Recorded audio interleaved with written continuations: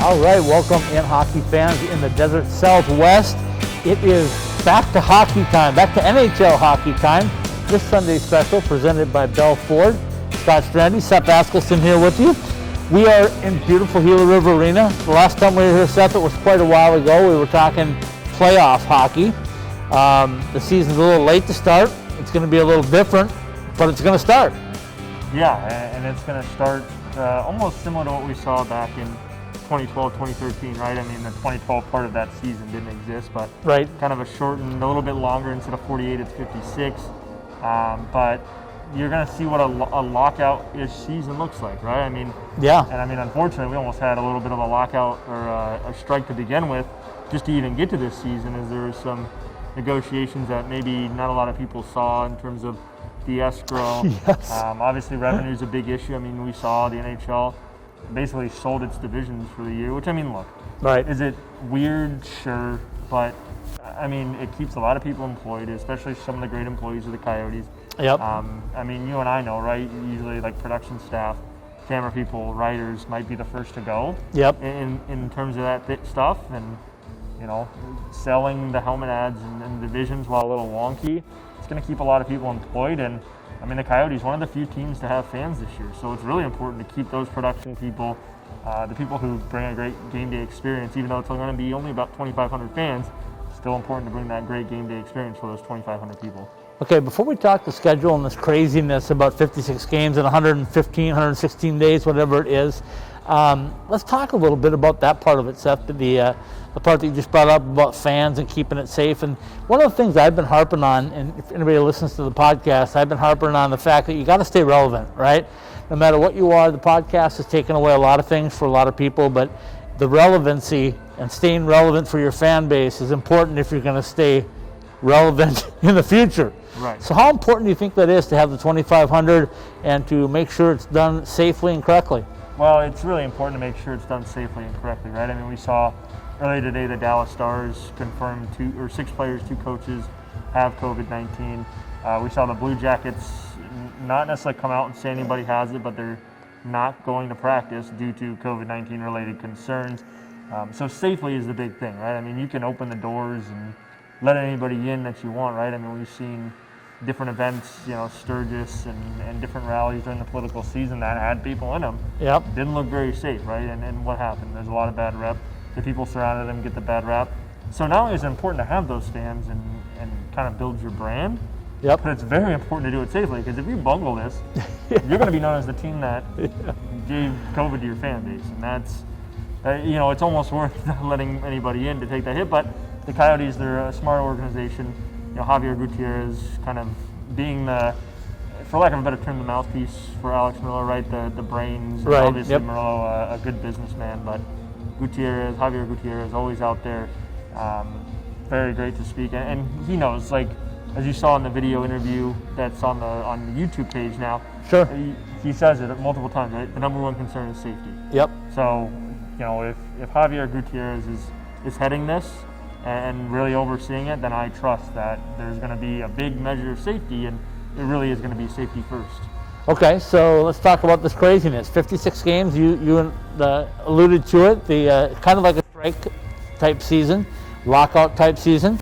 But one thing it's going to do is it's going to bring a lot of rivalries in. People have wanted to make Vegas and Phoenix a rivalry, or Arizona a rivalry. They've thought that that's the way it should be since Vegas came in. We're going to see it now, right? We're going to see right off the get-go, it's Arizona and Anaheim, and then it's followed by 2 in Vegas and 2 with Vegas back here at Gila River. Yeah, I mean, these 2 teams are going to get to know each other very well, very quickly. I'm sure after smacking each other around for 4 games in 7 days, you're not going to have a lot of dinner and drinks post game, I'll tell you what. But yeah, it's a rivalry that's going to get intense, and I think with the way this roster is constructed, especially in the bottom 6 and really kind of creeping into the top 9, right? I mean, missing a lot of pieces of what you had last year. Right. You know, no Soderberg, Derek Stepan getting traded, right? So a little bit different kind of up the middle, but yep. Who's the guys they brought in? John Hayden, really good on the Devils. Dryden Hunt, who, you know, Florida's really offensively talented, and right. You know, being on the bottom 6 in Florida at this time isn't anything to kind of scoff at if you're a forward, right? I mean, look, if I could be on the third line and the guys in the way are Barkov and Huberdeau, you know what I mean? Like, it's just one of those things where maybe just a little too tight in that situation. But coming here, right, a lot of those forwards, Kajula, Pitlick, I mean, there's a lot of competition up front, and it's going to be really going to push guys like Lawson Krause, like Christian Fischer, who've been here 4 or 5 years. And I think maybe the regime, I mean, obviously, John Tecca not here, and Don Maloney even stretching all the way back there. Right. Some of those guys, they're just not here anymore. And so I think Bill Armstrong is trying to see, okay, with some of these leftover guys that might be on the edge, bring in a lot of good forwards. And I think it's going to push guys like Lawson Krause, like Christian Fischer to get better, because what are you going to tell Dryden Hunt?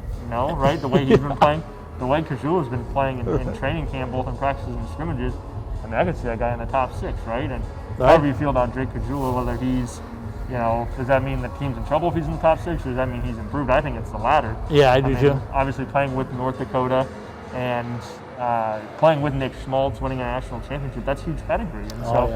And be really interesting to see for this team. It's a sprint, but really did a good job changing up their bottom 6. Okay, so let me ask you this. Any bad blood spill over for losing Nick Schmaltz to a hit from Ryan Reeves in the playoffs, right? Was it Schmaltz we lost, right? Is that going to spill over and we're going to see that game number 3 of the season? Maybe. I think it'd be interesting to see, right? Because it's not like that, throwing it way back when Rona got his jaw shattered, right? Yeah, Gary Hatcher. I mean, Hatcher was known as a big hitter. Yep. But, that was one of those, a very special thing, right? Hatcher isn't always picking fight. I mean, relative to what 90s hockey was in terms of picking fights. Right. But with Ryan Reeves, I mean, that's just the way he plays. Was it a dangerous hit? Sure, obviously Nick Schmaltz got hurt, but I don't think Ryan Reeves was going out there trying to just lay elbows and take guys' heads off, for the intended injury. I don't know. We'll see. I mean, it definitely could, but I think this team is constructed a little bit differently. I mean, sure, if he goes out there and lays another big hit, I don't think it's going to get ignored. I won't say that, but I don't know if that spills over right away. Okay, I agree with you on that. I think there's too much to play for in 56 games to lose somebody. I like the makeup of this roster. When you talk about the summer and what the Arizona Coyotes have been through, complete management change, right, from the top all the way on down. The only real stability is Rick Tocchet and Phil Housley. Otherwise, everything has been different. How soon do you feel, as a guy that's covered this team, do you think it's going to take for them to get it all together? I think on the back end they're fine. I mean, in reality, they've played the same 7 guys on that back end, other than injuries and things of that nature. Like, it's, those guys, it's been the same 7 guys, even your bottom 6, right? And like Lyubushkin and Osterley have, they're the 2 that are interchanging in the lineup, right? Maybe clogging the lanes for a guy like Capobianco, Jordan Gross. Obviously, you and I talked before we got on air. I mean, where's Victor Soderstrom play in, right? Right. So I think defensively they're going to be okay. Nick Jarmelson not out there tonight. Didn't really leave a lot of room in terms of what it could be. I mean, the imagination runs wild, right? Especially right now. But of course it does. Teams aren't permitted to kind of release injury and COVID-related. I mean, that comes through the league. So, I mean, I have a feeling if the Nick Jarmelson issue was COVID-related, we would not be sitting in this arena tonight, and there would not be a scrimmage happening to my left. But I think the defense is going to be great. Forward-wise, I don't know. What do you set as your lines, right? Like, especially in the first few games, you just kind of go with, leftovers isn't the right word, but the guys who are returning, right? Keller, Schmaltz, Kessel, Dvorak, Fisher. I mean, you just kind of let those 6 guys play together, and then let the other, new forwards like Pitlick, like Hayden, like Hunt, just kind of gel down there. Do you put Kajula with Schmaltz? I think the forwards are going to take a little bit of time, but I mean, to be honest, this team, it wasn't like this team was up and down the ice all year last year. So I think, you might see a little bit of struggle of gel, but it's not going to be as much of a difference on the scoreboard because it's a team that just couldn't find the back of the net to begin with. So I think once they do gel, the scoring picks up a bit, but I think that's where it's really going to get interesting. All right, let's take a quick break. Let's come back and let's talk specifically about those players here, the new players, the old players, everybody coming together. We'll do that in about 1 minute after we hear from our partner at Bell Ford. Donor here for my good friends at Bell Ford. I've always expected 110% out of my teams. And at Bell Ford, you'll find nothing less. I've been buying my Ford cars and trucks here ever since I came to Phoenix. Bell Ford is my Ford dealer. And don't let me find you shopping anywhere else. Take it from the captain. The premium buying experience is right here at Bell Ford. I-17 and Bell Road. Check their deals anytime at bellford.com. All right, welcome back in, hockey fans. Another Sunday special presented by Bell Ford. Scott Strandy, Seth Askelson with me. Seth, our beat reporter with the Arizona Coyotes. This is preview time. This is the start of hockey. It's January. It doesn't make any sense. Nothing makes sense in 2020, bleeding over to 2021. But we've got hockey coming up. As we talked in the opening part of the show, Seth, we talked about the roster or the schedule and the amount of games being played against familiar opponents in the West. All of that. Let's talk now specifically about the new faces, the old faces, and what the Arizona Coyotes have on the ice to your left. Yeah, just a lot of kind of filling in the gaps forward-wise, right? I mean, Right. It's hard to lose a guy like Taylor Hall with his talent, but I think we kind of saw the writing on the wall with what he was looking for in free agency, Right. where the Coyotes' cap situation is at. I mean, their cap situation gets a touch better next year, kind of depending, right? Yep. Do you bring back Goligoski? Do you bring back Jarmelson? But I mean, even there, right, like you're still in a little bit of a crunch. So kind of filling in on the bottom end. And look, having a guy like Taylor Hall is huge, right? Like having a guy of that talent. But not that a guy like Brassard or Hayden or Pitlick or Kajula is going to come in and throw up 60 points. But can they make up for that, right? Right. And I think that's where the Coyotes got in some trouble last year. And can they spread the wealth maybe, right? Exactly. Like you went out there, what are your top two options, right? Your first line, you've got Taylor Hall. Then you're asking Connor Garland to do some work. And then, you're hoping Phil Kessel will score, but outside of that, when you're rolling a third, fourth line out there, you're just kind of like, are they just out there eating minutes, right? Like, you're not really expecting them to score as much. I think that put a lot of pressure on, right? I mean, who scores the overtime winner to end that national series? It's Brad Richardson, and Right. obviously he's not here anymore either. But that's kind of where you get into a tough situation. Is after your top six last year, you're like, okay, well, where do we go? I think guys like Dryden Hunt, like Kajula, are going to be those guys to make up for that lost scoring. Right? They're fully capable of being in an 82-point season pace, 30, 40-point guys. Obviously, it's going to be a little bit less in a 56-game season. But, I think those are the guys to really look out for. Again, defensively hasn't changed much. Goaltending. Let's get to defense in a minute. Let me ask you about the offensive guys, because here's what I see. I see a team that made the playoffs. I see a team that was excited to make the playoffs. I saw a team that got ousted. Now I see a little more fire.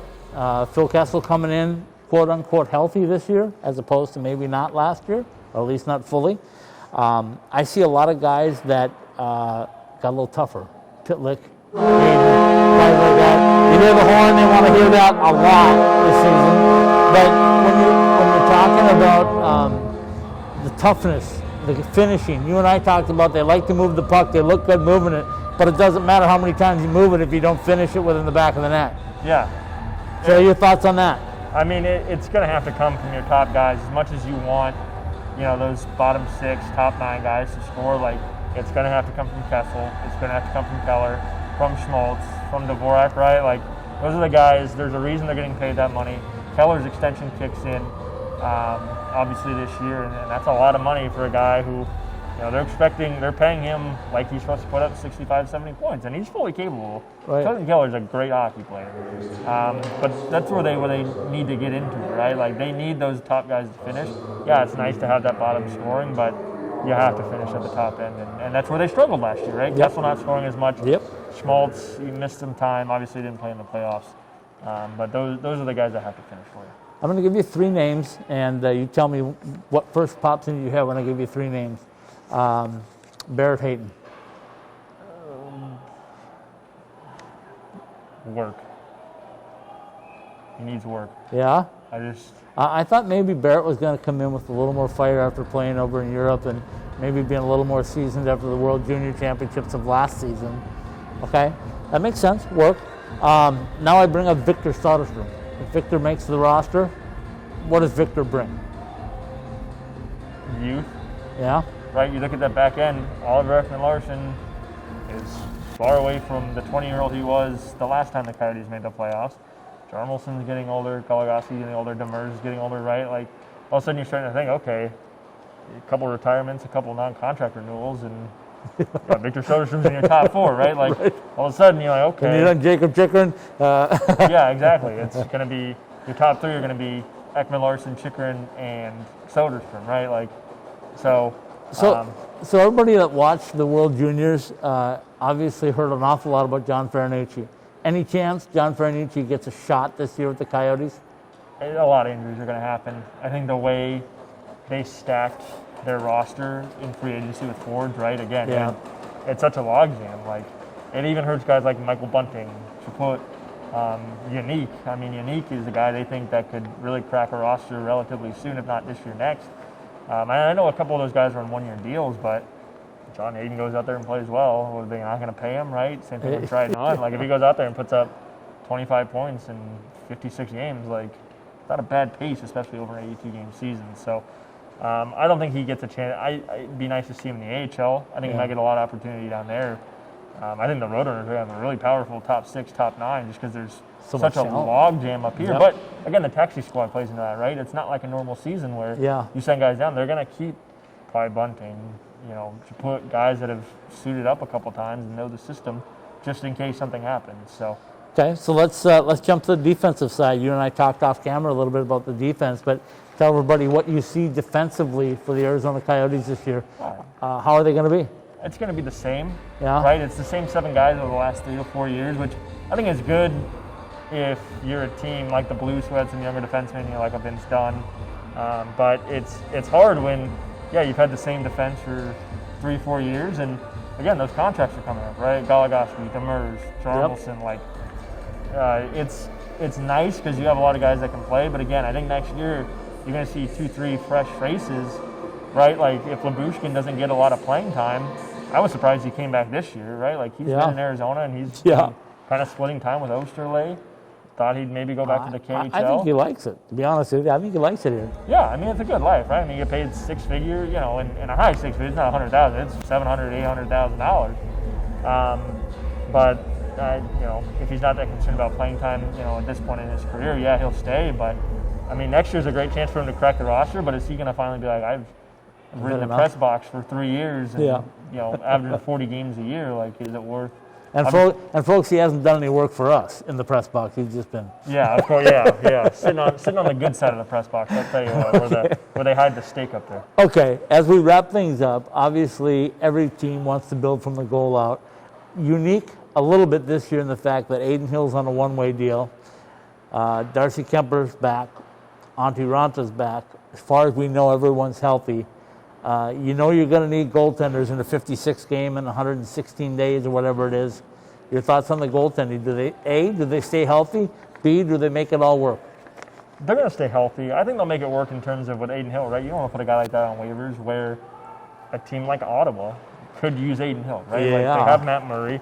Hey, we need a solid backup. Yeah, Aiden Hill would be perfect in that role. And he could probably start on a team like Detroit.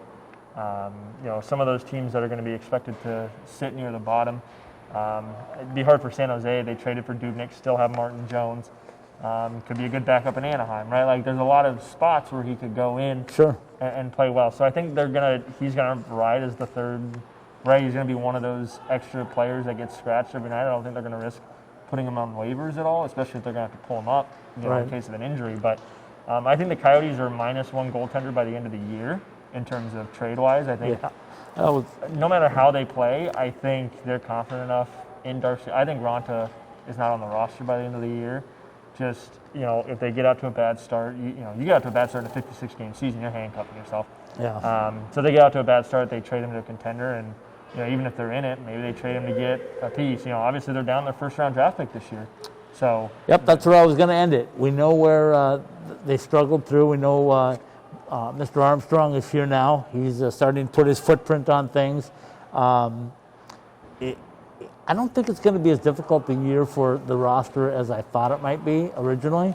I think he's going to do some things. I think he's already done some things. I think the Derek Stepan trade was a big move. I think he's got more, like you say, up his sleeve. He's going to play it out and see how things go. So that being said, prediction time. Where do the Coyotes end up in the 2021 season? when it's all said and done. They'll make the playoffs. I think they get that 4th seed in the West just because, I mean, you look who's underneath them, right? Like, it's Anaheim, it's San Jose, like, and the Kings, 3 teams that are rebuilding. So the Coyotes kind of got the benefit in terms of they don't have to play the Flames or the Canucks or the Oilers, right? Nobody's going to Canada. Right. So, like, they get a huge benefit in terms of that in the realignment. Yep. I think they finished 4th. It's tough. It's such a top-heavy division, right? You have probably the 3 Stanley Cup favorites in the West. The West, right? Like, you have Vegas, Colorado, St. Louis. St. Louis. You know, you throw Dallas in there, but obviously they aren't going to start their season for 14 days. Yep. You know, their roster's a little. That wasn't a young roster that went to. No, you know, they have some not. good. They have some good young forward pieces, but you know, their forwards, Pavelski, Perry, Radulov, Sagan, those aren't young guys anymore. So. I love it. As you can hear in the background, the goal horn is going. That's the second time we've heard it. I know it's been at least one other time since we got here, but we're happy to have hockey back. Great to have you back up and covering the Coyotes for us. Look for a great season, folks, and follow us along at ITHSW Podcasts and IceTimeHockeySW.com. This is another Sunday special presented by Bell Ford. Scott Strandy, Seth Askelson. Thanks for joining us. Donor here for my good friends at Bell Ford. I've always expected 110% out of my teams. And at Bell Ford, you'll find nothing less. I've been buying my Ford cars and trucks here ever since I came to Phoenix. Bell Ford is my Ford dealer. And don't let me find you shopping anywhere else. Take it from the captain. The premium buying experience is right here at Bell Ford. I-17 and Bell Road. Check their deals anytime at bellford.com.